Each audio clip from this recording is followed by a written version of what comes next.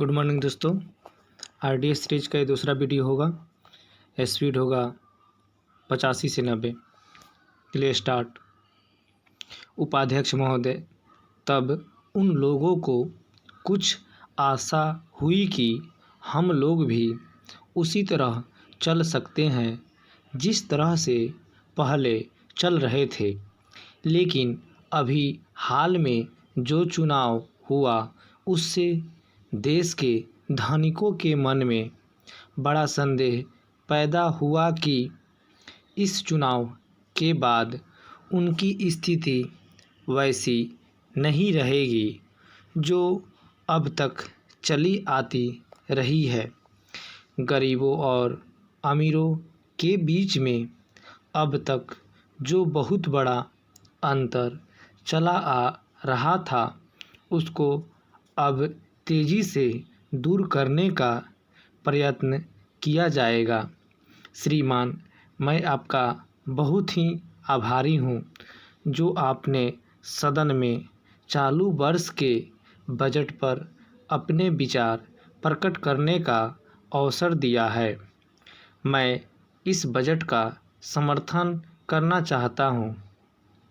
श्रीमान, मैं सबसे पहले अपने दल के नेता प्रधानमंत्री को इस बात के लिए बधाई देना चाहता हूं कि उनके नेतृत्व में देश में कांग्रेस दल को स्पष्ट बहुमत मिला और इसके फलस्वरूप यहां पर केंद्र में एक ऐसी सरकार का गठन हुआ जो कि देश में वास्तव में समाजवाद लाना चाहती है।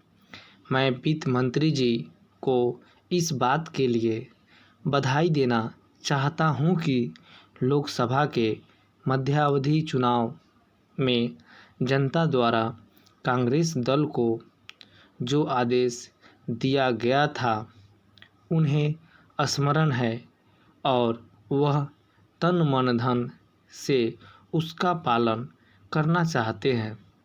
वह आदेश था देश में सामाजिक और आर्थिक विषमता दूर करने का, देश से गरीबी, बेकारी और बेरोजगारी को हटाने का और देश के जो पिछड़े हुए हिस्से हैं उनका पूरा विकास करने का। साथ ही साथ इस बात का भी आदेश था कि देश के अंदर इस प्रकार की सामाजिक और आर्थिक व्यवस्था पैदा की जाए जिसके अंतर्गत जनता शोषण से मुक्त हो सके।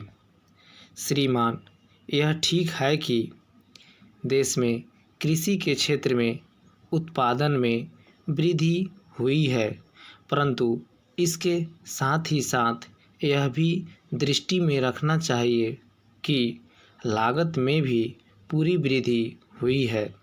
इसके लिए आवश्यक है कि सिंचाई के साधन बढ़ाए जाए और अधिक उन्नत बीजों का प्रयोग किया जाए। आज कृषकों को कृषि के यंत्र मिलने में बहुत कठिनाई हो रही है। जैसे छोटे छोटे ट्रैक्टरों का देश में बड़ा अभाव है। उनके बनाने के लिए शीघ्र नए कारखाने खोले जाएं, जिससे कृषकों को जल्द से जल्द ट्रैक्टर मिल सके।